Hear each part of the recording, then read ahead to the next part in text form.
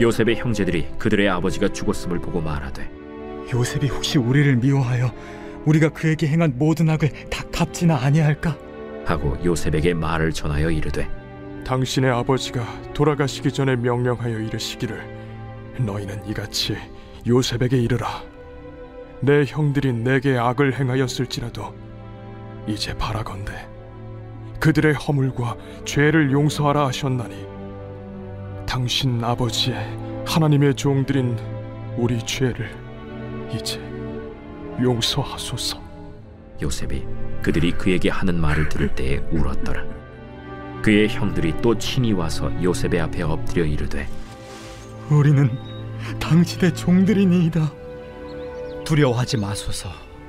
내가 하나님을 대신하리이까. 당신들은 나를 해하려 하였으나 하나님은 그것을 선으로 바꾸사 오늘과 같이 많은 백성의 생명을 구원하게 하시려 하셨나니 당신들은 두려워하지 마소서. 내가 당신들과 당신들의 자녀를 기르리이다. 하고 그들을 간곡한 말로 위로하였더라. 요셉이 그의 아버지의 가족과 함께 애굽에 거주하여 110세를 살며 에브라임의 자손 3대를 보았으며 므낫세의 아들 마길의 아들들도 요셉의 스라에서 양육되었더라. 요셉이 그의 형제들에게 이르되, 나는 죽을 것이나 하나님이 당신들을 돌보시고 당신들을 이 땅에서 인도하여 내사 아브람과 이삭과 야곱에게 맹세하신 땅에 이르게 하시리라. 요셉이 또 이스라엘 자손에게 맹세시켜 이르기를, 하나님이 반드시 당신들을 돌보시리니 당신들은 여기서 내 해골을 메고 올라가겠다 하라. 요셉이 110세의 죽음에 그들이 그의 몸에 향재료를 넣고 애굽에서 입관하였더라. 오늘 본문 말씀은 창세기 50장 반드시 돌보시는 하나님이라는 제목입니다. 드디어 오늘 본문을 마지막으로 창세기가 끝이 납니다. 창세기를 처음부터 차례로 묵상하면서 천지창조와 또 인간의 타락과 노아의 용수 그리고 4대 족장의 이야기가 저의 마음속에도 들어오는 시간이 된 것 같습니다. 그래서 저희는 지금까지 세상이 어떻게 창조되었고 인류가 어떻게 시작되었으며 죄의 역사는 어떠했는지, 그리고 죄인인 인간들에게 하나님은 어떤 약속을 주시고 어떤 사건을 통해서 이루가셨는지를 아담에서부터 요셉에 이르기까지 보고 있습니다. 4대 족장 중에서 가장 많이 다루었던 야곱을 봐도 어떻습니까? 질긴 죄성으로 험악한 세월을 보냈어도 값을 치르고 결국에는 구원으로 결론 나는 것을 어제 보게 되었죠. 어제는 야곱이 죽고 오늘은 요셉이 죽게 되므로 창세기의 마침표가 찍히게 됩니다. 그렇다면 이스라엘이 해피엔딩으로 아름답게 잘 마무리되면 좋겠는데 오늘 본문에까지 죄의 문제가 불쑥불쑥 튀어나오는 것을 우리는 볼 수 있습니다. 요셉과 남은 형제를 통하여서 창세기의 결론이 무엇이라고 말씀하시는가? 해석과 회개의 관점으로 한번 나눠보도록 하겠습니다. 첫 번째는 해석을 했어도 구체적인 회개가 없으면 회복되는 것 같다가도 문제가 또 반복되게 된다 라는 사실입니다. 15절에 보니 요셉의 형들이 야곱의 장례식이 끝나자마자 다시 불안해지기 시작합니다. 그 이유가 무엇인지 가만히 보니까요, 유일한 보호막이자 자신들과 요셉을 연결해준 아버지 야곱이라는 존재가 사라져버렸기 때문이라고 말합니다.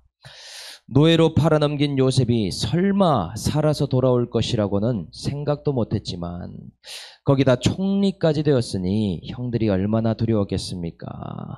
지금까지는 요셉이 아버지 때문에 참아줬다라고 생각하는 것이죠. 말년의 아버지에게 마음에 고통을 주지 않기 위해서, 그리고 아버지의 체면을 봐서라도 용서한 것처럼 요셉이 우리를 대했다라고 생각하고 있습니다. 그런데 이제 아버지가 세상을 떠났으니 복수를 한다면 우리 형제 중에 한 사람이라도 온전히 남아있을 수 있는가? 지금 두려워하기 시작하고 있습니다. 그런데 생각해보면 참 이상하죠. 12형제들은 이미 17년 전에 애굽의 한자리에서 부둥켜 안고 울면서 입 맞추고 서로 화해하지 않았습니까? 우리가 봐왔듯이 창세기 45장에 요셉이 정을 억제하지 못하고 소리를 지르며 자신은 요셉이라 하며 알리며 당신들이 나를 이곳에 팔았다고 근심하지 마소서, 한탄하지 마소서, 하나님이 생명을 구원하시려고 당신들보다 나를 먼저 보내셨나이다. 우리가 정말 하나님의 은혜로 온전한 화해가 일어났다라고, 정말 감격적인 순간이 나타났다라고 나누지 않았습니까? 기억하시죠? 그때에도 요셉의 해석을 듣고 분명 하나님께서 하신 구속사의 일로 듣고 받아들였습니다. 감정적으로도 다 쏟아놓고 얽히고 설킨 상처와 아픔들을 풀고 해소하는 시간까지도 다 마쳤습니다. 그런데 어떻게 된 일일까요? 다시 의심병이 도진 것인지 아니면 또 다른 사건이 있었던 것일까요? 형들은 하나님께서 진짜 그렇게 역사하셨다는 것도 믿고 그래서 자신들의 허물과 죄도 고백하는 일들이 있었습니다. 그런데 조금만 살펴보면 지금까지도 형들이 하지 못한 한 가지가 있음을 우리는 쉽게 알 수 있습니다. 그것은 뭐냐? 형들이 요셉에게 직접적이고 구체적인 죄 고백을 아직까지도 하지 못했다라는 사실입니다. 형들이 두려워하며 쩔쩔매는 모습을 보니 긍휼의 마음이 터져서 요셉이 먼저 울게 되었고 요셉이 먼저 커밍아웃을 하며 먼저 용서를 해줬죠. 그러니까 하나님의 은혜를 입고 요셉의 용서와 사랑을 받았어도 그 대상을 향한 구체적인 죄 고백이 없기 때문에 여전히 불안하고 두려워한다는 사실을 우리는 알 수 있습니다. 형들이 그렇다면 무엇을 두려워하고 있는 것일까요? 그 뒤에 보니 요셉이 혹시 우리를 미워하여 우리가 그에게 행한 모든 악을 다 갚지나 아니할까 하고, 죄의 얼굴이 여러 가지가 있지만 죄는 우리를 늘 불안하게 한다고 했습니다. 오늘도 죄의 프로세스가 나오는데 죄가 나타나는 방식이 있다라고 말하고 있어요. 그것이 무엇이냐? 혹시 뭐뭐 하지 아니할까라는 생각으로 나타난다라는 사실입니다. 사탄마귀가 속이는 방식도 이와 비슷하죠. 지난번 만찬 때 초대받을 때에도 똑같은 생각을 했었죠. 혹시 우리를 끌어들이고 억류하고 노예 삼으며 빼앗지는 아니할까. 그 생각 때문에 만찬의 자리를 감옥의 자리로 오해했다라고 기록했습니다. 그러니까 하나님께 하는 회개와 동시에 반드시 있어야 할 것이 있는데 그것은 그 대상자와 구체적인 고백, 직접적인 대화가 반드시 있어야 한다는 사실입니다. 그렇지 않으면 죄의 영향력이 엄청나게 커지게 되면서 종잡을 수 없는 불안함에 빠지게 된다는 것을 오늘 이야기하고 있다는 것이죠. 죄와 사망의 권세가 처음부터 대단하지 않습니다. 그런데 먼저 내 생각에 잠시 들어와 시나리오처럼 작게 시작되는 것이죠. 그런데 이 일이 어떻게 됩니까? 어느 순간 내 생각을 잠식하더니 사사로운 감정을 마음에 일으키며 그것이 나의 생활을 점령하게 되면서 내 가정과 내 공동체까지 불안과 두려움으로 삼키게 만드는 일이 오게 되더라는 것이죠. 예수의 피를 뿌리고 아무리 기도해도 그 대화를 하지 않는다면 이런 일이 일어나게 된다라는 사실입니다.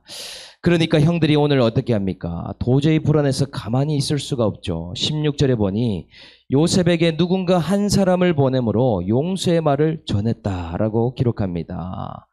아마도 11명 중에 가장 유력한 사람은 2명으로 요약될 수 있습니다. 요셉의 동생인 베냐민을 보냈을 수도 있고 아니면 회개의 리더십인 유다를 보냈을 수도 있습니다. 그 한 사람에게 형제들이 할 말을 입에 넣어주고 전달하게 하는 것이죠. 그런데 그 말을 보니 진짜인지 아닌지 확인할 수 없는 말을 하기 시작합니다. 16, 17절에 당신의 아버지가 돌아가시기 전에 명령하여 이르시기를 네 형들이 내게 악을 행하였을지라도 이제 바라건대 그들의 허물과 죄를 용서하라 하셨나니 당신 아버지 하나님의 종들인 우리의 죄를 이제 용서하소서 하매. 형들이 두려우니까 직접 대면하고 찾아가기를 꺼려합니다. 생각해 보십시오. 애굽 왕국에 갔다가 잡혀 죽을지 어찌 될지 모르니 직접 가지는 못하겠고 또 그냥 마냥 회피만 하자니 너무나 마음이 힘들고 그러니 한 사람을 보내고 있는 것이죠. 그러니 그냥 직접 대화가 아니라 간접 대화로 다른 사람을 거쳐서 통해서 이야기를 전달하고 있다는 사실입니다. 게다가 자기 이야기를 하는 것이 아니라 계속 아버지라는 존재와 아버지의 말 뒤에 숨는 것을 오늘 확인할 수 있죠. 그러니 첫말부터 경계가 느껴지고 있지 않습니까? 요셉 당신의 아버지가 돌아가시기 전에 라고 표현하죠. 아니 한 아버지 밑에 형제들인데 내 아버지는 누구고 당신의 아버지는 누구입니까? 왜 이런 표현을 하는 것일까요? 이 말을 들을 때도 요셉은 이미 가족의 고질적인 편애와 갈등을 또 건드리는 말을 하고 있구나. 얼마나 마음이 아팠겠습니까? 거기에다가 회피와 핑계를 하려고 하니 말이 점점 꼬이고 복잡해지는 것을 볼 수 있습니다. 말미에 보면 당신 아버지의 하나님의 종들인 우리의 죄를 이제 용서하소서. 이게 무슨 말입니까? 결국 끝에 있는 말이 하고 싶은 핵심의 말인데 우리를 용서해달라. 이 말을 하고 싶은 것인데 이 말을 하기까지 앞에 서두에 끌고 올 수 있는 것은 다 끌고 와서 앞에 갖다 대는 것이죠. 아버지에다가 하나님에다가 또 하나님의 종들인 우리라는 말이 얼마나 부자연스럽고 핑계가 묻은 말인지 여러분들 보이십니까? 오히려 만약 적용을 한다면 10명의 형제들이 장례식이 끝나고 요셉에게 직접 찾아가서 이야기하는 것이 훨씬 나았겠죠. 요셉아, 사실은 형들이 아버지가 돌아가실 때 너를 애굽에 팔아넘긴 죄책감 때문에 우리가 아직도 너무나 두려워하고 있어. 우리가 직접 표현을 했어야 했는데 지금까지도 미안하다고 용서를 구하지 못했고 그로 인해 불안해서 솔직하게 말하기가 더 어려워졌어. 요셉아, 너가 하나님으로 해석했기에 우리를 용서했다는 것도 알고 이 고센 땅에 살게 해준 것도 알지만 이 마음을 지금이라도 받아줬으면 좋겠어. 뭐 이런 말을 한다면 직접 대면함과 진솔함으로 매듭을 지을 가능성이 훨씬 더 높아졌을 것입니다. 그런데 불안하고 두려워서 빙빙 돌려 이야기하고 회피하는 형들의 말을 들을 때 요셉이 어땠다라고 기록합니까? 요셉은 이 창세기가 끝나는 마지막에도 울었다라는 기록을 남기고 있습니다. 정말 그렇죠. 해석을 해도 구체적인 죄 고백에 적용이 없다면, 구체적인 그 사람과의 대화와 고백이 없다면 이런 일들이 반복적으로 일어나게 됩니다.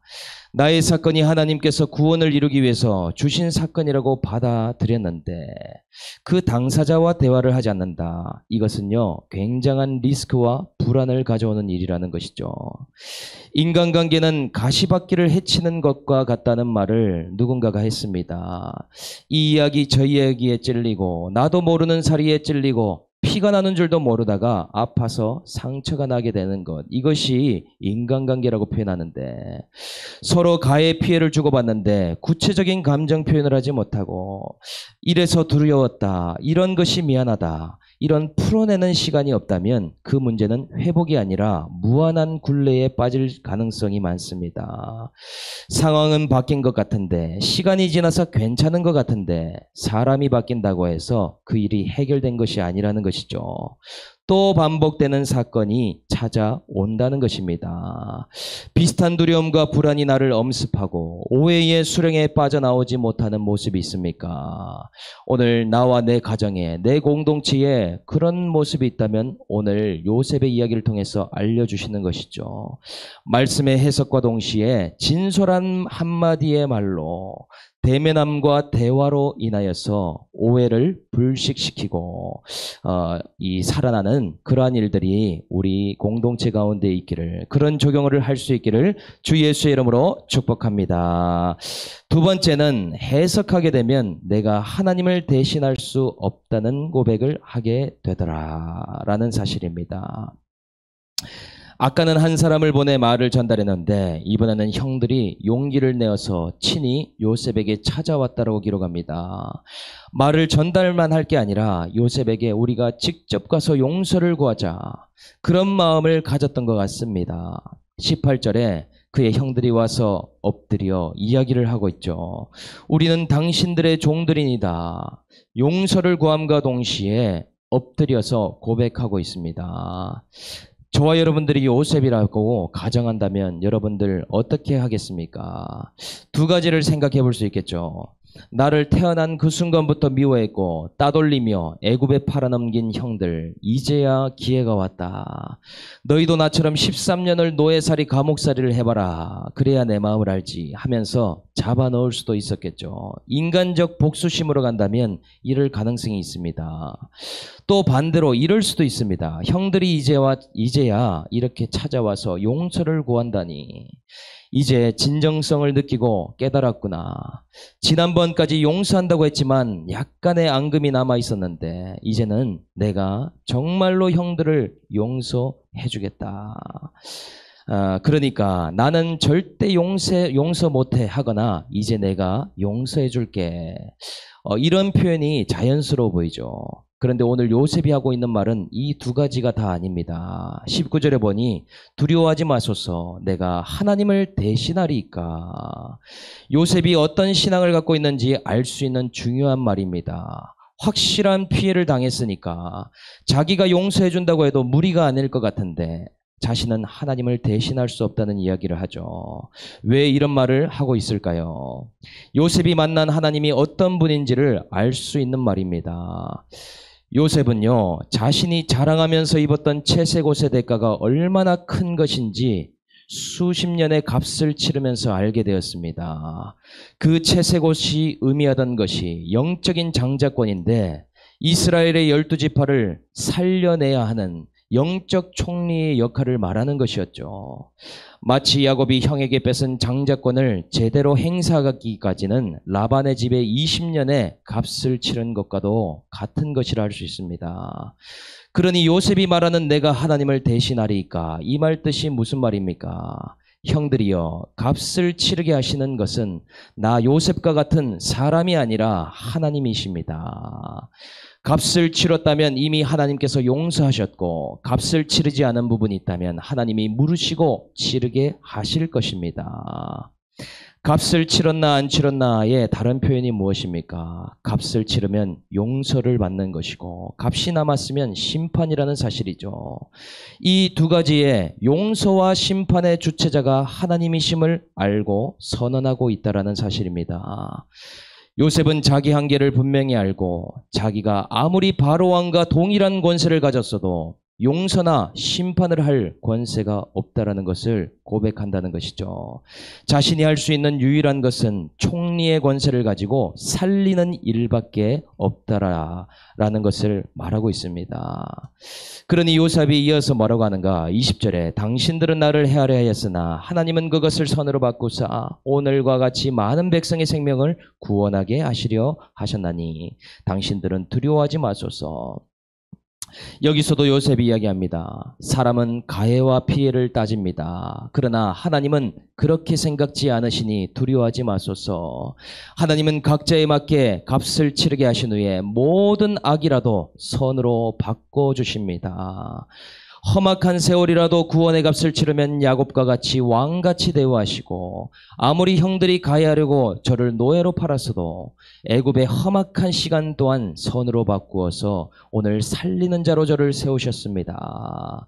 말하고 있는 것이죠. 오늘 우리에게도 이러한 일들이 있지 않습니까? 명확하게 악으로 보이는 사건들이 내 인생에 찾아올 때가 있습니다. 나를 해할 것 같은 질병이 찾아오고 나를 미워하고 죽일 것 같은 사람이 붙는 일들이 있습니다. 내가 보기에 억울한 감옥이 눈앞에 나타나는 일들이 있다는 것이죠. 그럴 때 우리는 어떻게 해석해야 됩니까? 오늘 이 요셉의 말을 잘 기억하고 해석해 보시길 바랍니다. 그것이 나를 헤아려 하는 것 같으나 그것을 선으로 바꾸사 생명을 구원하는 시간과 사건이 되게 하신다. 그 모든 것은 두려워해야 될 일이 아니라 구원의 값을 잘 치름으로 나를 새롭게 하시고 나를 수술하는 시간이 된다. 나와 내 가정을 살리려는 구원의 사건이라는 사실이죠. 왜냐? 그것은 심판의 다른 말이 바로 구원이기 때문입니다. 모두를 살려내기 위한 하나님의 구속사의 뜻이 숨겨져 있다는 것이죠. 어떤 사건을 만나도 용서도 심판도 하나님께 있다는 것을 알고 고백하는 것. 이 해하려고 하는 사건은 선으로 바꾸심으로 나와 가정과 공동체를 구원하게 하시려고 주셨구나.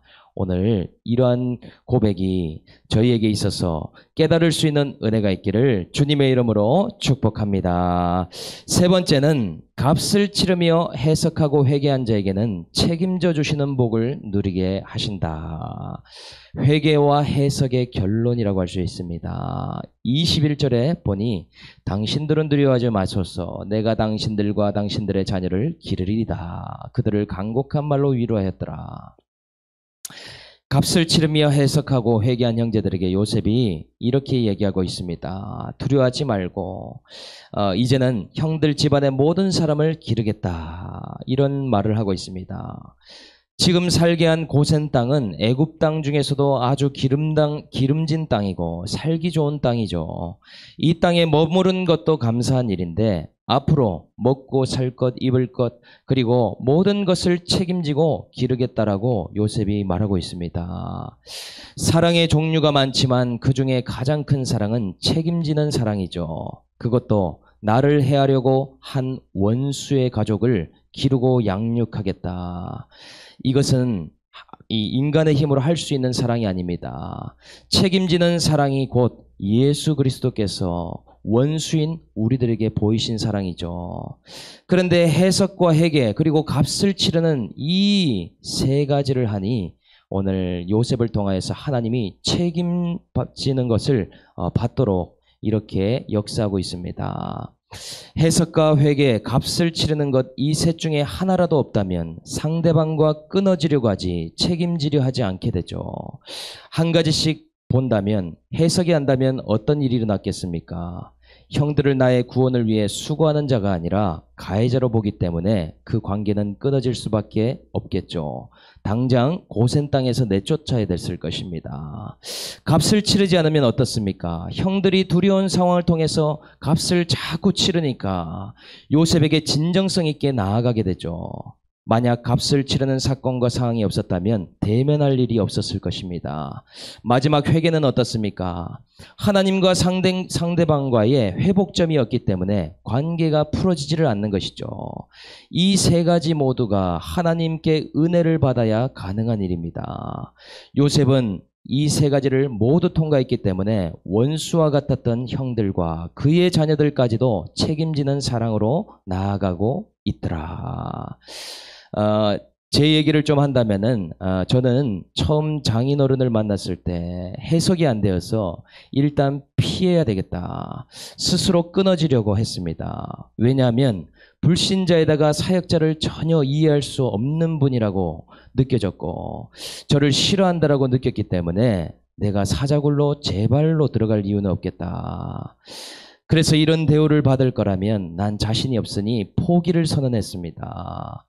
그런데 하나님께서는 이 결혼을 인도해 가시면서 장인어른에게 무신도 당하고 혼도 나고 값을 치르면서 해석을 시켜주셨습니다. 내 인생의 자루에 있으면 안 될 것 같은 사람이었는데 이 장인어른이 하는 모습이 제가 아버지에게 해왔던 모습임을 깨닫게 하셨습니다. 나는 아버지처럼 저렇게 무능하게 살지 말아야지. 아버지보다는 열심히 살아서 성공할 거야. 아버지처럼 저렇게 가만히 있지 않을 거야. 그런데 장인어른이 저에게 하시는 말씀들이 가만히 보니 제가 갖고 있던 가치관을 그대로 말씀하시더라는 것이죠. 허서방, 성공하려면 뭔가 더 해야 되지 않나? 뭔가 더 최선을 다하고 새벽부터 열심히 살아야 되지 않겠어? 넌 가장인데 그렇게 무능하게 있으면 되겠어 안 되겠어? 가만히 듣다 보니 제가 아버지를 무시하고 아버지를 생각했던 그 모습 그대로 돌려받게 하심이라는 것을 깨닫게 되었습니다. 값을 치르며 오다 보니 장인어른과도 솔직하게 이야기하게 되는 시간이 있게 되었고, 동시에 아버지와에게도 이렇게 전화를 하면서 통화하는 일들이 있었습니다. 최근 아버지가 일하다가 다리에 타박상으로 좀 다치는 일이 있었는데 참 저 때문에 수고하시고 있구나라는 것을 깨닫습니다. 예전 같았으면 정말 무관심하고 전화도 일절하지 않았을 텐데 해석을 하며 값을 치르고 가니 사람에게도 직접 적용을 하게 되는 것이죠. 전화해서 아버지 이제는 무리한 일을 좀 그만하시면 좋겠습니다. 이제 나이도 생각하시고 앞으로 오래 건강하게 사셔야 되는데 어머니랑 이야기해 보시고 다른 일을 좀 알아보세요. 아버지의 인생이 마치 저의 인생인 것처럼 요즘 겹쳐서 보이게 되더라는 것이죠.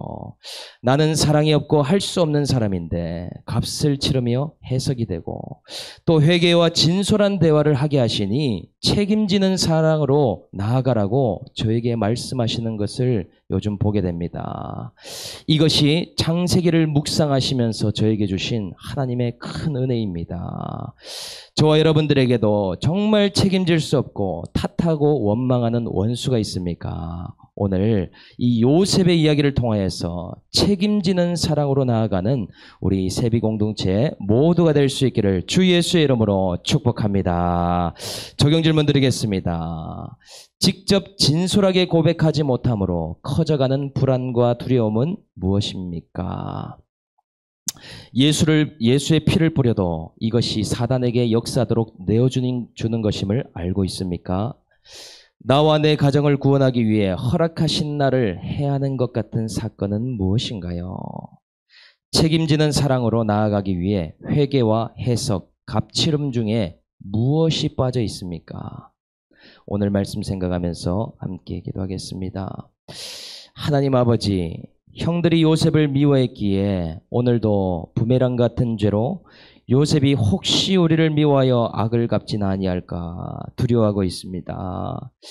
저 또한 하나님이 무슨 뜻이 있으시구나 해석을 해가고 있었지만 값을 치르는 구체적인 적용이 없기에 장인어른과의 회복점이 없었습니다. 그런데 이런 저에게 값을 치르게 하시고 구체적인 고백과 표현을 하게 하시면서 이제 저에게 붙이신 불신 가족들의 구원까지도 책임지는 사랑으로 나아가라고 말씀하시는 것을 이제야 깨닫게 되었습니다. 아버지의 인생이 바로 제 인생의 모습이었고 장인어른의 인생 또한 저의 모습임을 보게 하고 계십니다. 나는 가해와 피해를 따질 수밖에 없고 받은 대로 돌려줘야 직성이 풀리는 사람인데 이제는 용서도 심판도 주님께 맡기고 내가 하나님을 대신하리이까 이 신앙을 가지라고 하나님 말씀하십니다. 오늘 우리들 모두 또한 각자의 값을 치르면서 하나님 내가 하나님을 대신하리이까의 신앙을 가질 수 있도록 은혜를 베풀어 주시옵소서. 하나님 악을 선으로 바꾸사 살리기를 원하시는 하나님 아버지의 마음을 깨달아 내가 가진 권세와 능력으로 많은 사람의 생명을 구원하고 살리는 우리 세비 공동체가 되도록 주님 은혜 내려 주시옵소서. 감사를 드리며 우리를 구원하신 예수님의 이름으로 기도드립니다. 아멘.